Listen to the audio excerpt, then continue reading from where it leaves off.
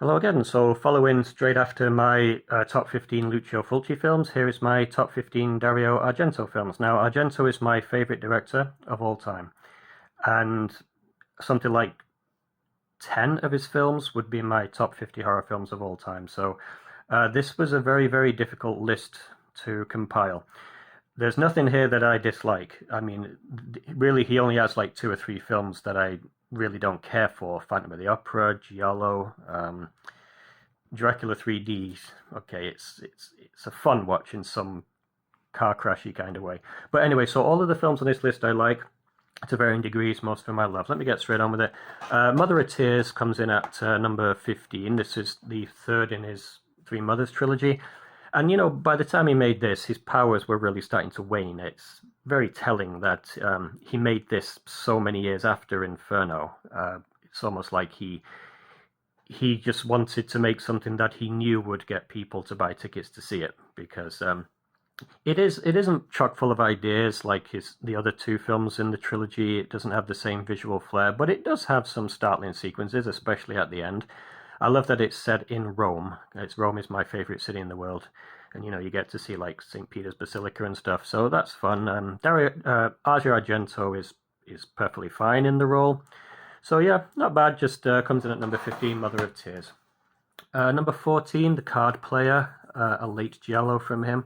This had a lot of potential, but it just has such a silly ending with them kind of chained to the railway. It's such an escapable situation that she found herself in many ways, and I just thought it built up quite well, but it has such a ridiculous ending. But again, I do like that it's set in Rome again, and the River Tiber is seen. Uh, so the Card Player, number 14, a forgettable giallo, but with some glimpses of the maestro's visual flair. Next up, at 13, Four Flies on Grey Velvet. This is a very good film. This was the third of the very early trilogy of films he made. Sometimes it's called the Animal Trilogy. My least favorite of those three films. Um, I can't really put my finger on why I don't connect with this one, because it's very well made, it's perfectly competent, it's got some great sequences in it, it's got an interesting story. Um, for whatever reason, maybe because it's not so much that I dislike this, it's just that I like the other ones more. So there you go, number 13, Four Flies and Grey Velvet. Number 12, The Stendhal Syndrome. This is a film that I appreciate more and more each time I watch it. This one takes a while to really get into. It deals with dark themes. Um, it's Asia Argento's best performance, but I'm not sure what to make of that, because she is playing a woman who is being horribly abused and sexually assaulted. She does it very convincingly. So whatever, the whole Harvey Weinstein thing, but let's not go there. But it is a startling film. It's very original. Uh, I said Rome is my favorite city in the world, but Florence is my second favorite city, and the Uffizi Gallery, where this film opens, is a magnificent gallery, and the Botticelli image that she's staring at is one of my favorite images. So it's got just an awful lot of things in this that I personally love to see. Intriguing story, yeah. It's one of Argento's most kind of inscrutable films, one of his most difficult films to really interpret, but it is a great one.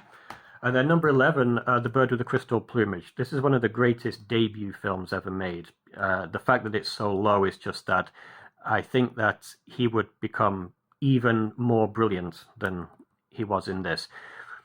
I don't often return to this film.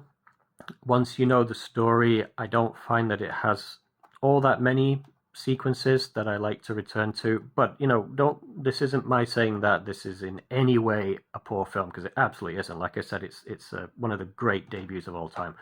But I just like 10 more films better. So into the top 10 is an intriguing little film called Do You Like Hitchcock? This is Argento, a TV movie that he made, which is better than some of his theatrical releases.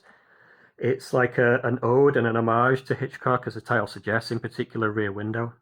A really cool story, very well made, and I love the passion that this film exudes for its source material, for Alfred Hitchcock, for mystery films, for cinema.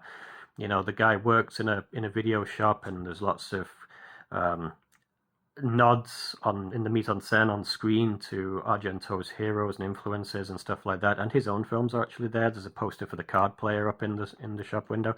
But anyway, so yeah, do you like Hitchcock? A lot of people haven't seen this. It's not an easy film to come by. I don't even know what language this is. What the hell is that down there?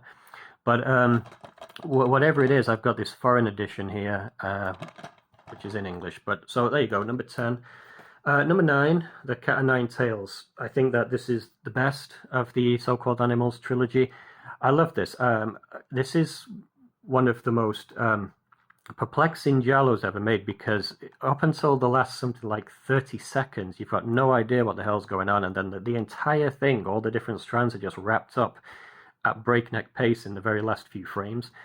But it's a cool idea with excellent performances from the old guy and the child, so I love that about it. Cat o' Nine Tails, number 9.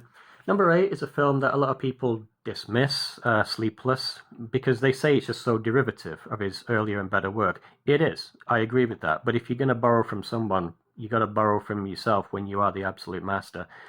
But I love the story of this, about that nursery rhyme, with the killer going according to the nursery rhyme. I love some of the throwbacks to Profondo Rosso, Deep Red, that are in this. And Max von Sydow, rest in peace to him, a great performance from the great man. So Sleepless comes in there. Next, number 7, Trauma.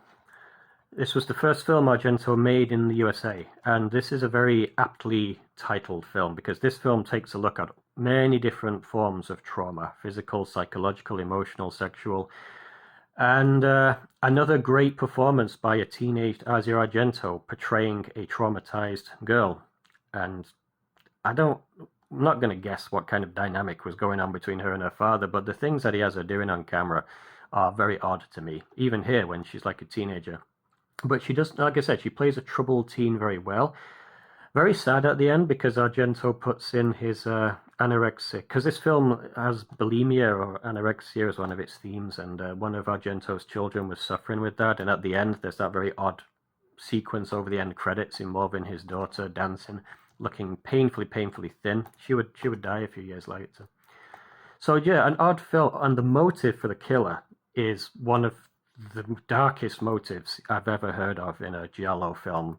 Why the killer is doing this? Good God. Anyway, so this is a fascinating film, and I think it's probably the most underrated, underspoken about Argento film. Number 6, the second of the Three Mothers trilogy, Inferno. This ends strangely, but it starts really well. This is the visual style here. The colors is getting mesmerizing. I could watch it just for the aesthetic of the thing. But it's very it follows on from Suspiria in some ways. The usual motif of water is in this, as it was in Suspiria, using reflections in water for shots, which is something that he would very often do in Suspiria. I'm sure that's loaded with all kind of meaning and significance. A fun score from, I don't know, what's his name? It's not Rick Wakeman, is it? One of those 70s prog keyboardists.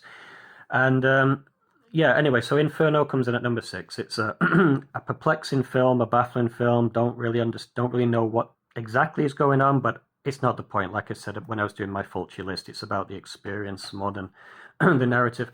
Number 5, Opera, or Terror at the Opera, as someone at Arrow stupidly renamed it. Yeah, this for a while, this was one of my very favorite Argento films. Such a nasty little idea there of pinning the eyelids open. Argento came up with it because he was tired of people closing their eyes at the gory sequences in his films. A very interesting giallo, which has an intriguing ending, which ties in to what will be my number 2 pick, but I'll talk about that a little bit more later. Opera. Number 4, Deep Red, Profondo Rosso. My pick probably for Argento's most complete masterpiece. I mean, there's 3 films to follow, which I think have various tiny flaws. This one, I think, is pretty much a perfect film. Made in 1975, it was his 4th horror giallo film, and it's the peak of the mastery of his craft, to me. He's in total control of every aspect of filmmaking here, from the storytelling to the pacing to the look of every single shot to the acting is so on point. Very odd, quirky characters with odd, quirky personality traits. I don't know what all of them mean. Why is the main guy always got a cigarette in his fingers, but he never ever drags on it? I'm sure there's a reason. It can't just be coincidence, but whatever it is, I don't know. But anyway, Deep Red at number 4. Number 3, Tenebrae. This was a very influential film on Quentin Tarantino. He borrowed liberally from this when he did Kill Bill.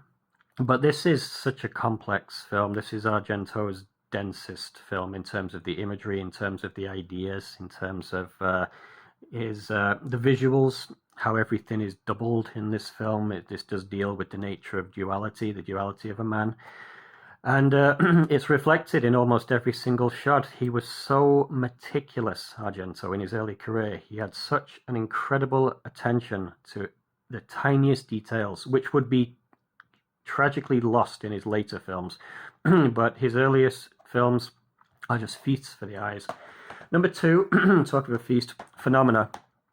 This is a bit of a mess. I mean, this film is like it was made by a group of literally crazy people who were going insane. This is like the Apocalypse Now of Italian horror. But it's just got so much, well, replay value firstly. I watched this film over and over again. The soundtrack is incredible. Jennifer Connelly, yeah, okay, it's not the greatest performance in the world, but it works for this. The ideas involved, with the whole insect thing, it's bizarre, but I enjoy it. That pit of death scene is one of the most nauseating things I've ever seen. Yeah, I think I've spoken about this film before in an earlier video, so I won't say much more, but it's one of my top 5 films of all time, and so it comes in at number 2 on this list. But number 1, of course, is Suspiria. Yeah, I had mentioned that a couple of these numbers 1 and 2, they have tiny flaws. For me, the only very small thing I would change in this film is the death of Sarah, is she called, in the barbed wire. That just goes on a tad too long for me. I would have shortened that. But other than that, yeah, this is flawless. A surreal, nightmarish film, which makes not a great deal. On the one hand, it doesn't make any sense, but on the other hand, it's such a simple story. Just a bunch of witches in a dance school. Not sure what these witches are doing there or what they want. That's the thing about this Three Mothers trilogy. They're built up as these like monstrous evil entities, but what exactly is it they actually want to do other than teach girls how to dance and be powerful? But we never see what they do with that power, really. But again, doesn't matter. Like I just said in my Fulci video, I don't really go to these early films for a narrative, coherent experience. It's all about the visceral experience of them. So anyway, Suspiria, my number 1 Dario Argento film. So, okay, there's that. I might do Bava and Martino at later dates, but my next video will actually be a horror novel review again, finish off my Richard Lehman series. Thank you very much for watching these 2 videos. If you did watch them, they were fun for me to make and talk about. Hope they were at least a little bit interesting to listen to. So bye for now, everyone. Take care of yourselves, and I'll talk to you soon. Bye for now.